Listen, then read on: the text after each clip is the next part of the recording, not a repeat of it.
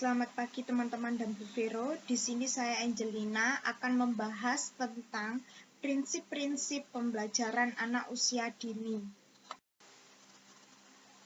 Penyelenggaraan pendidikan anak usia dini didasarkan atas prinsip-prinsip sebagai berikut. Yang pertama, berorientasi pada kebutuhan anak.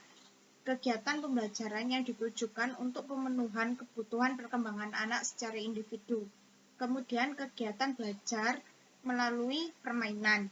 Bermain adalah dunia anak, yang dimana anak dapat mengeksplorasi dengan mainan yang ada di sekitarnya. Dan anak akan mendapatkan pengetahuan yang baru. Yang ketiga, merangsang munculnya kreativitas dan inovasi, di mana kegiatan atau permainan yang membuat anak tertarik, kemudian anak menjadi fokus untuk membuat permainan balok yang disusun menjadi rumah atau istana. Kemudian yang keempat, menyediakan lingkungan yang mendukung proses pembelajaran, di mana lingkungan itu harus menarik, menyenangkan, dan aman bagi anak-anak ketika bermain. Kemudian, mengembangkan kecakapan hidup anak, yang dimana mengarahkan anak untuk menjadi mandiri, disiplin, dan bersosialisasi di lingkungannya. Kemudian menggunakan berbagai sumber dan media belajar yang ada di lingkungan sekitar. Jadi menggunakan bahan-bahan yang sederhana atau didaur ulang untuk permainan anak-anak, seperti membuat mobil-mobilan dari batok kelapa. Kemudian selanjutnya dilaksanakan secara bertahap dan berulang-ulang dengan mengacu pada prinsip-prinsip perkembangan anak. Kemudian rangsangan pendidikan bersifat menyeluruh yang mencakup semua aspek perkembangan. Kemudian anak sebagai pembelajar aktif, anak belajar melalui sensori panca indera, anak membangun pengetahuan sendiri, anak berpikir melalui benda konkret, kemudian anak belajar dari lingkungan. Anak belajar aktif. Pendidikan hendaknya mengarahkan anak untuk menjadi pembelajar yang aktif, sebab pendidikan yang dirancang secara kreatif akan menghasilkan pelajar yang aktif. Kemudian anak akan terbiasa belajar dan mempelajari berbagai aspek pengetahuan, keterampilan, dan kemampuan melalui berbagai aktivitas mengamati, mencari, menemukan, mendiskusikan, menyimpulkan, dan mengemukakan sendiri berbagai hal yang ditemukan pada lingkungan sekitarnya. Nah, di sini saya akan menjelaskan anak belajar melalui sensori dan panca inderanya. Nah, di mana anak memperoleh pengetahuan melalui sensorinya. Dan anak itu dapat melihat melalui bayangan yang ditangkap oleh matanya, anak dapat mendengarkan bunyi melalui telinganya, anak dapat merasakan panas dan dingin lewat peradabannya, anak dapat membedakan bau melalui hidung, dan anak dapat mengetahui aneka rasa melalui lidahnya. Kemudian, anak belajar melalui sensori dan panca indera menurut pandangan Montessori yang meyakini bahwa panca indera adalah pintu gerbang masuknya berbagai pengetahuan ke dalam otak manusia atau anak. Sebab perannya yang sangat strategis, maka seluruh panca indera harus memperoleh kesempatan untuk berkembang sesuai dengan fungsinya, yang dimana alat-alat permainan sederhana yang diciptakan dapat digambarkan sebagai berikut. Ada alat permainan indera penglihatan, ada alat permainan indera peraba dan rasa, ada alat permainan untuk indera pendengar, dan alat permainan untuk indera penciuman.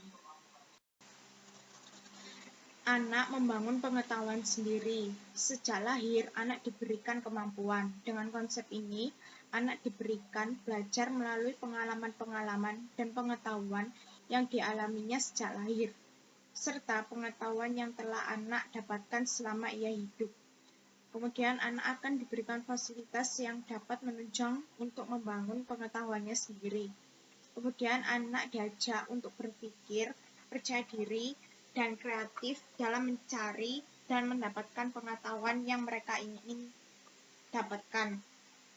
Kemudian di sini tuh pendidik dan orang tua itu hanya berfungsi sebagai fasilitator atau tempat anak bertanya-tanya. Kemudian setiap anak diharapkan dapat menambah dan membangun pengetahuannya sendiri melalui media cetak dengan kunjungan ke perpustakaan dan media elektronik by browsing internet, maupun menonton VCD tentang pengetahuan. Anak berpikir melalui benda konkret, yang dimana konsep ini anak harus diberikan pembelajaran dengan benda-benda yang nyata, agar anak itu tidak menerawang atau bingung.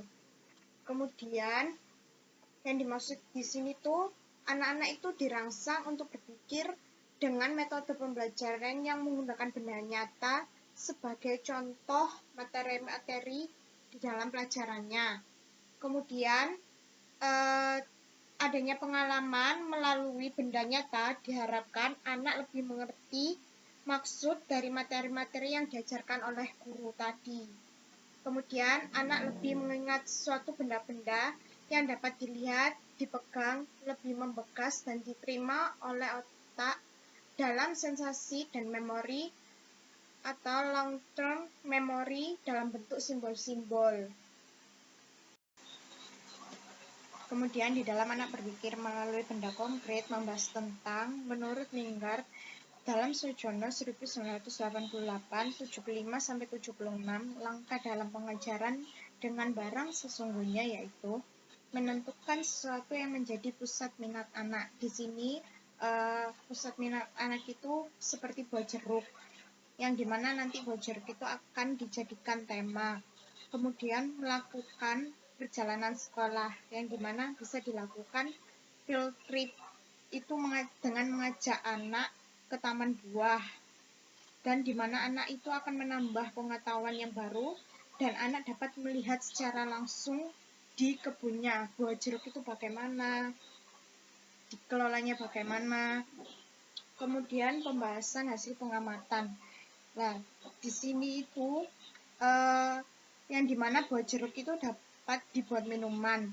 Jadi anak akan mengamatinya bagaimana buah jeruk itu bisa menjadi sebuah minuman.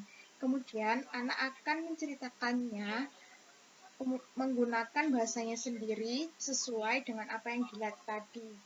Kemudian yang keempat, menceritakan lingkungan yang diamati. Nah, ini di sini itu kan tadi anak sudah melakukan field trip kan. Nah, di mana ada seorang petani itu merawat tanaman jeruknya itu bagaimana caranya merawat sampai memanen buah jeruk tersebut, dan anak itu akan menceritakan menggunakan bahasanya sendiri. Kemudian kegiatan ekspresi ini bisa dilakukan dengan anak bermain peran, yaitu dokter-dokteran, yang dimana anak akan mengekspresikan gerakan dan mimik wajahnya seolah-olah sedang menjadi dokter. Anak belajar dari lingkungan. Pendidikan merupakan usaha yang dilakukan sengaja dan rencana untuk membantu anak mengembangkan potensi secara optimal, sehingga anak mampu beradaptasi dengan lingkungannya, di mana tujuan pendidikan itu seharusnya menjadi dasar untuk mengarahkan berbagai proses pendidikan atau pembelajaran agar mendekatkan anak dengan lingkungan. Jadi anak itu tidak harus belajar di dalam kelas saja, tetapi juga bisa kita ajak anak belajar di luar kelas. Kemudian alam sebagai sarana yang tak terbatas bagi anak untuk beradaptasi dan bereksplorasi dengan alam dalam membangun pengetahuannya. Kemudian outbound learning ini merupakan salah satu model pembelajaran di mana hampir 90% kegiatan itu dilakukan dengan berinteraksi dan bereksplorasi di alam tanpa adanya batasan. Jadi anak itu bisa mengeksplor dan berinteraksi di mana anak itu sedang belajar di luar. Jadi misalnya anak mengetahui tentang buah-buahan yang ada, terus kemudian tentang pohon yang ada, dedaunan, dan anak itu bisa melihatnya secara langsung tanpa melihat dari gambar, dan anak itu juga bisa bagaimana cara merawatnya, melestarikannya, seperti itu. Kemudian, anak belajar dari lingkungan itu membahas tentang Foucault 1983-37 mengemukakan bahwa terdapat 3 aspek penting dalam alam, yaitu alam merupakan ruang lingkup untuk menemukan kembali jati diri secara kolektif dan menyusun kembali kehidupan sosial, yang dimana alam itu menjadi tempat anak untuk menjaga kelestarian alam tersebut. Kemudian, alam merupakan ruang lingkup yang dapat dieksplorasi, yang dimana alam merupakan tempat untuk anak mengeksplor dengan kegiatan, yaitu mengambil beberapa daun atau batang yang sudah kering, kemudian itu dapat distempel di kertas. Kemudian anak mengenal berbagai bunga, daun, pepohonan, dan binatang yang ada di alam tersebut. Peranan pendidik di lokasi kegiatan, di mana seorang pendidik itu menjadi panutan yang baik bagi muridnya. Jadi, pendidik itu harus memberikan contoh yang baik bagi muridnya, seperti sopan santun. Sekian presentasi dari saya. Terima kasih.